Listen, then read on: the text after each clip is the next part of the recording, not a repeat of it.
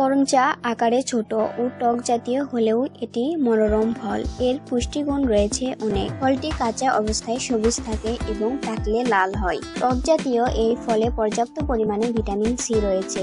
নিয়মিত করমচা খেলে মুখে রুচি ফিরে আসে।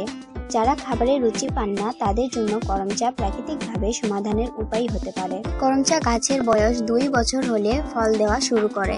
কাঁটায় ভরা ফলটি গ্রাম থেকে এখন শহরেও চাষ করা হয়। কারো কারো বাড়ির ছাদ কিংবা বারান্দায় ও দেখা মিলে করমচার।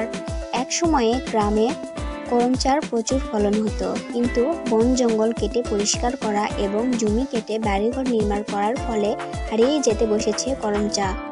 আপনারা সব সময় করমচা ফল বেশি বেশি খাওয়ার চেষ্টা করবেন, কারণ করমচা ফলে রয়েছে অনেক উপকার।